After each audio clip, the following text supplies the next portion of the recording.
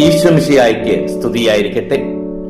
Lumen Cristo 101 ദിവസം കൊണ്ട് Bible പുതിയ നിയമം വായിച്ചു തീർക്കുന്ന വചന പദ്ധതിയിലേക്ക് ഏവർക്കും സ്വാഗതം. ഇന്ന് ദിവസം 76. 1 കൊറിന്ത്യസ് അധ്യായങ്ങൾ 9ഉം 10ഉമാണ് നാം ഇന്ന് വായിക്കുന്നത്. സുവിശേഷ പ്രഘോഷണത്തിനായി സ്വന്തം അവകാശങ്ങൾ ഉപേക്ഷിക്കുന്ന പൗലോസ് അപ്പോസ്തലന്റെ മാതൃകയും ക്രൈസ്തവ സ്വാതന്ത്ര്യം ഉത്തരവാദിത്തത്തോടെ ഉപയോഗിക്കേണ്ടതിന്റെ ആവശ്യകതയുമാണ് ഈ അധ്യായങ്ങളുടെ സാരം. 1 കൊറിന്ത്യസ് അധ്യായം 9. അപ്പോസ്തലന്റെ അവകാശം. ഞാൻ സ്വതന്ത്രനല്ലേ? ഞാൻ അപ്പോസ്തലനല്ലേ? ഞാൻ നമ്മുടെ കർത്താവായ യേശുവിനെ കണ്ടിട്ടില്ലേ? കർത്താവിന് വേണ്ടിയുള്ള എന്റെ അധ്വാനങ്ങളുടെ ഫലമല്ലേ നിങ്ങൾ? മറ്റുള്ളവർക്ക് ഞാൻ അപ്പോസ്തലനല്ലെങ്കിൽ തന്നെയും നിങ്ങൾക്ക് തീർച്ചയായും ഞാൻ അപ്പോസ്തലനാണ്. നിങ്ങൾ കർത്താവിൽ എന്റെ അപ്പോസ്തല വൃത്തിയുടെ മുദ്രയുമാണ്.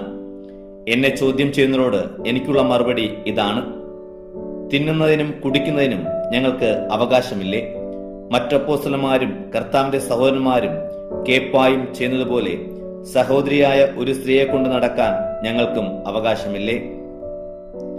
ജോലി ചെയ്തിരിക്കാൻ ബാർണബാസിനും എനിക്കും മാത്രം അവകാശമില്ലെന്നോ? സ്വന്തം ചെലവിൽ സൈനിക സേവനത്തിന് പോകുന്നവനുണ്ടോ? മുന്തിരിത്തോട്ടം ഉണ്ടാക്കിയിട്ട് അതിന്റെ ഫലത്തിൽ നിന്ന് ഭക്ഷിക്കാത്തവനുണ്ടോ? ആട്ടിൻപറ്റത്തെ വളർത്തിയിട്ട് അതിന്റെ പാൽ കുടിക്കാത്തവനുണ്ടോ? ഞാൻ ഈ പറയുന്നത് കേവലം മാനുഷികമായിട്ടാണോ? നിയമം അനുശാസിക്കുന്നതും ഇത് തന്നെയല്ലേ? എന്തെന്നാൽ മോശയുടെ നിയമത്തിൽ എഴുതിയിരിക്കുന്നു, ധാന്യം മെതിക്കുന്ന കാളയുടെ വായ് നിങ്ങൾ മൂടിക്കെട്ടരുത്. കാളയുടെ കാര്യത്തിലാണോ ദൈവത്തിന് ശ്രദ്ധ? അവിടുന്ന് സംസാരിക്കുന്നത്രയും നമുക്ക് വേണ്ടിയില്ലേ? ഒഴുകുന്നവൻ പ്രതിഫലച്ചയോടെയും മെതിക്കുന്നവൻ ഓഹരി ലഭിക്കുമെന്ന പ്രതീക്ഷയോടും കൂടെ ജോലി ചെയ്യുന്നതിന് നമുക്ക് വേണ്ടി ഇത് എഴുതപ്പെട്ടിരിക്കുന്നു. ഞങ്ങൾ നിങ്ങളുടെ ഇടയിൽ ആത്മീയ നന്മകൾ വിതച്ചെങ്കിൽ നിങ്ങളിൽ നിന്ന് ഭൗതിക ഫലങ്ങൾ കൊയ്യുന്നത് അധികപ്പറ്റാണോ? നിങ്ങളുടെ മേലുള്ള ഈ ന്യായമായ അവകാശത്തിൽ മറ്റുള്ളവർക്കും പങ്കുചേരാമെങ്കിൽ ഞങ്ങൾക്ക് അതിന് കൂടുതൽ അർഹതയില്ലേ? എങ്കിലും ഞങ്ങൾ ഈ അവകാശം ഉപയോഗപ്പെടുത്തിയിട്ടില്ല. ക്രിസ്തുവിന്റെ സുവിശേഷത്തിന് ഒരു പ്രതിബന്ധവും ഉണ്ടാകാതിരിക്കാൻ എല്ലാം ഞങ്ങൾ സഹിക്കുന്നു.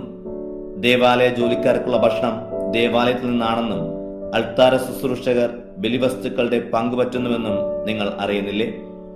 അതുപോലെ സുവിശേഷ പ്രഘോഷകർ സുവിശേഷം കൊണ്ട് തന്നെ ഉപജീവനം കഴിക്കണമെന്ന് കർത്താവ് കൽപ്പിച്ചിരിക്കുന്നു. എന്നാൽ ഇതൊന്നും ഞാൻ ഉപയോഗപ്പെടുത്തിയിട്ടില്ല. അങ്ങനെയുള്ള അവകാശങ്ങൾ ഉറപ്പിക്കുന്നതിന് വേണ്ടി ഞാൻ ഇക്കാര്യങ്ങൾ എഴുതുകയുമില്ല. എന്തെന്നാൽ മറ്റൊരുവനിൽ നിന്ന് അഭിമാനക്ഷതമേൽക്കുന്നതിൽ ഭേദം മരിക്കുകയാണ്. ഞാൻ സുവിശേഷം പ്രസംഗിക്കുന്നെങ്കിൽ അതിലെനിക്ക് അഹംഭാവത്തിന് വകയില്ല. അത് എന്റെ കടമയാണ്. ഞാൻ സുവിശേഷം പ്രസംഗിക്കുന്നില്ലെങ്കിൽ എനിക്ക് ദുരിതം. ഞാൻ സ്വമനസ ഇത് ചെയ്യുന്നെങ്കിൽ എനിക്ക് പ്രതിഫലമുണ്ട്. അങ്ങനെയല്ലെങ്കിൽ മറ്റാരുടെയോ നിയോഗമനുസരിച്ചാണ് ചെയ്യുന്നത്. അപ്പോൾ എന്താണ് എന്റെ പ്രതിഫലം? സുവിശേഷം നൽകുന്ന അവകാശം പൂർണ്ണമായി ഉപയോഗിക്കാതെ പ്രതിഫലം എന്നെ സുവിശേഷം പ്രസംഗിക്കുന്നതിനുള്ള സംതൃപ്തിയും മാത്രം. ഞാൻ എല്ലാവരിൽ നിന്നും സ്വതന്ത്രനാണെങ്കിലും വളരെ പേരെ നേടേണ്ടതിന് ഞാൻ എല്ലാവരുടെയും ദാസനായി തീർന്നിരിക്കുന്നു. യഹൂദരെ നേടേണ്ടതിന് ഞാൻ അവരുടെ ഇടയിൽ യഹൂദനെ പോലെയായി. നിയമത്തിന് കീഴുള്ളവരെ നേടേണ്ടതിന് നിയമത്തിന് വിധേയനല്ലെന്നിരിക്കലും ഞാൻ അവരെ പോലെയായി. നിയമത്തിന് പുറമെയുള്ളവരെ നേടേണ്ടതിന് ഞാൻ അവർക്ക് നിയമമില്ലാത്തവനെ പോലെയായി. അതേസമയം ഞാൻ ദൈവം നിയമമില്ലാത്തവനായിരുന്നില്ല, പ്രത്യുത ക്രിസ്തുവിന്റെ നിയമത്തിന് അധീനനായിരുന്നു. ബലഹീനരെ നേടേണ്ടതിന് ഞാൻ അവർക്ക് ബലഹീനനായി. എല്ലാ പ്രകാരത്തിലും കുറെ പേരെ രക്ഷിക്കേണ്ടതിന് ഞാൻ എല്ലാവർക്കും എല്ലാവരുമായി. സുവിശേഷത്തിൽ ഭാഗമാക്കുന്നതിനേക്കായി സുവിശേഷത്തിന് വേണ്ടി ഞാൻ ഇവയെല്ലാം ചെയ്യുന്നു.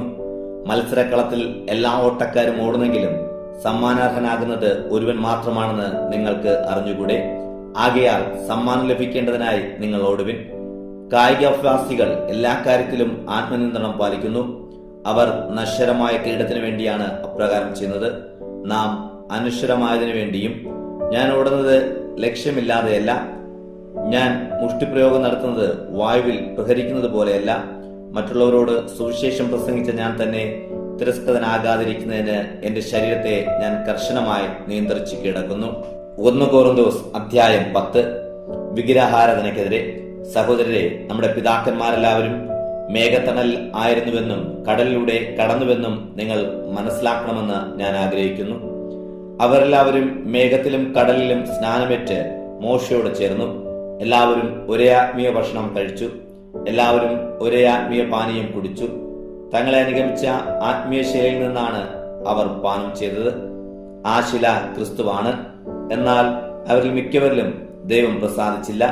അവരെല്ലാം മരുഭൂമിയിൽ വച്ച് ചിതറിക്കപ്പെട്ടു. അവരെ പോലെ നാം തിന്മ ആഗ്രഹിക്കാതിരിക്കാൻ ഇത് നമുക്ക് ഒരു പാഠമാണ്. അവരിൽ ചിലരെ പോലെ നിങ്ങൾ വിഗ്രഹാരാധകർ ആകരുത്. തിന്നാനും കുടിക്കാനുമായി ജനം ഇരിക്കുകയും നൃത്തം ചെയ്യാനായി എഴുന്നേൽക്കുകയും ചെയ്തു എന്ന് അവരെ പറ്റി എഴുതപ്പെട്ടിരിക്കുന്നു. അവരിൽ ചിലർ വ്യഭിചാരം ചെയ്തതുപോലെ നമ്മൾ ഒരിക്കലും വ്യഭിചാരം ചെയ്യരുത്. അവരിൽ 23,000 പേർ ഒറ്റ ദിവസം കൊണ്ട് നാശമടഞ്ഞു. അവരിൽ ചിലർ ചെയ്തതുപോലെ നാം കർത്താവിനെ പരീക്ഷിക്കരുത്. അവരെല്ലാവരും പാമ്പ് കടിയേറ്റ് മരിച്ചു. അവരിൽ ചിലർ പിറുപിറുത്തതുപോലെ നാം പിറുപിറുക്കുകയും അരുത്. സംഹാരകൻ അവരെ നശിപ്പിച്ചു കളഞ്ഞു. ഇതെല്ലാം അവർക്ക് ഒരു താക്കീതായിട്ടാണ് സംഭവിച്ചത്. നമുക്കൊരു പാഠമാകേണ്ടതിന് അവയെല്ലാം എഴുതപ്പെട്ടിരിക്കുന്നു. യുഗങ്ങളുടെ അന്തിമഘട്ടം നമ്മിലാണല്ലോ വന്നെത്തിയിരിക്കുന്നത്. ആകയാൽ നിൽക്കുന്നു എന്ന് വിചാരിക്കുന്നവൻ വീഴാതെ സൂക്ഷിച്ചുകൊള്ളട്ടെ. മനുഷ്യ സാധാരണമല്ലാത്ത ഒരു പ്രലോഭനവും നിങ്ങൾ നേരിട്ടിട്ടില്ല. ദൈവം വിശ്വസ്തനാണ്. നിങ്ങളുടെ ശക്തിക്കതീതമായ പ്രലോഭനങ്ങൾ ഉണ്ടാകാൻ അവിടുന്ന് അനുവദിക്കുകയില്ല. പ്രലോഭനങ്ങൾ ഉണ്ടാകുമ്പോൾ അവയെ അതിജീവിക്കാൻ വേണ്ട ശക്തി അവിടുന്ന് നിങ്ങൾക്ക് നൽകും. ആകയാൽ പ്രിയപ്പെട്ടവരെ, വിഗ്രഹാരാധനയിൽ നിന്ന് ഓടി അകലുവിൻ. വിവേകമതികളോട് പോലെന്ന പോലെ ഞാൻ നിങ്ങളോട് പറയുന്നു, ഞാൻ പറയുന്നത് നിങ്ങൾ തന്നെ വിധിക്കുവിൻ. നാം ആശീർവദിക്കുന്ന അനുഗ്രഹത്തിന്റെ പാനപാത്രം ക്രിസ്തുവിന്റെ രക്തത്തിലുള്ള ഭാഗഭാഗിത്വമല്ലേ? നാം മുറിക്കുന്ന അപ്പം ക്രിസ്തുവിന്റെ ശരീരത്തിലുള്ള ഭാഗഭാഗിത്വമല്ലേ? അപ്പം ഒന്നേയുള്ളൂ. അതിനാൽ പലരായിരിക്കുന്ന നാം ഒരു ശരീരമാണ്. എന്തെന്നാൽ ഒരേ അപ്പത്തിൽ നാം ഭാഗവാക്കുകളാണ്. ജന്മം കൊണ്ട് മാത്രം ഇസ്രായേൽക്കാരായവരെ നോക്കുവിൻ. ബലിവസ്തുക്കൾ ഭക്ഷിക്കുന്നവർക്കല്ലേ ബലിപീഠത്തിലെ ഭാഗവാഹിത്വം? വിഗ്രഹത്തിന് സമർപ്പിച്ച ആഹാരപദാർത്ഥമോ വിഗ്രഹം തന്നെയോ എന്തെങ്കിലും ആണെന്ന് ഞാൻ ഉദ്ദേശിക്കുന്നുണ്ടോ? ഇല്ല. വിജാതിയർ ബലിയർപ്പിക്കുന്നത് പിശാചിനാണ്, ദൈവത്തിനല്ല എന്നാണ് ഞാൻ പറയുന്നത്. നിങ്ങൾ പിശാചുക്കളുടെ പങ്കാളികളാകാൻ ഞാൻ ആഗ്രഹിക്കുന്നില്ല. ഒരേ സമയം കർത്താവിന്റെ പാനപാത്രവും പിശാചുക്കളുടെയും പാനപാത്രവും കുടിക്കാൻ നിങ്ങൾക്ക് സാധിക്കുകയില്ല. കർത്താവിന്റെ മേശയിലും പിശാചുക്കളുടെ മേശയിലും ഭാഗവാക്കുകളാകാനും സാധിക്കുകയില്ല. കർത്താവിൽ നാം അസൂയ ഉണർത്തണമോ? നാം അവിടത്തേക്കാൾ ശക്തരാണോ? എല്ലാം ദൈവമഹത്വത്തിന്. എല്ലാം നിയമാനുസൃതമാണ്, എന്നാൽ എല്ലാം പ്രയോജനകരങ്ങളല്ല. എല്ലാം നിയമാനുസൃതമാണ്, എന്നാൽ എല്ലാം പടുത്തുയർത്തുന്നില്ല. ഏതൊരുവനും സ്വന്തം നന്മ കാംക്ഷിക്കാതെ അയൽക്കാരന്റെ നന്മ കാംക്ഷിക്കട്ടെ.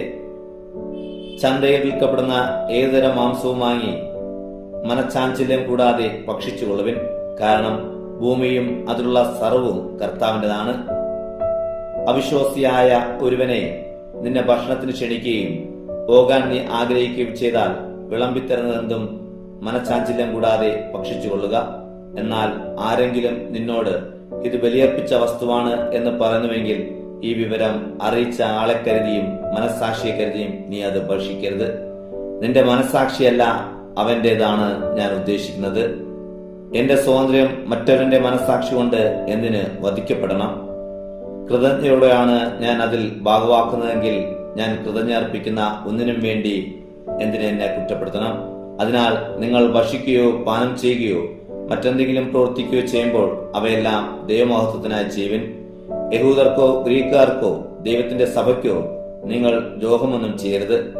ഞാൻ തന്നെയും എല്ലാവരുടെയും രക്ഷയും പ്രതി അനേകരുടെ പ്രയോജനത്തിനായി എന്റെ പ്രയോജനം നോക്കാതെ എല്ലാ കാര്യങ്ങളിലും എല്ലാവരെയും പ്രീതിപ്പെടുത്താൻ പരിശ്രമിച്ചുകൊണ്ടിരിക്കുന്നു. ഇന്നത്തെ വായന ഇവിടെ അവസാനിക്കുമ്പോൾ നമ്മുടെ സ്വാതന്ത്ര്യം മറ്റൊരാൾക്ക് തടസ്സമാകരുത്. പഴയകാല വീഴ്ചകളിൽ നിന്ന് പാഠം ഉൾക്കൊണ്ട് പരീക്ഷകളെ അതിജീവിച്ച് ദൈവമഹത്വത്തിനായി മാത്രം ജീവിക്കാം. ദൈവത്തിന് മഹത്വം.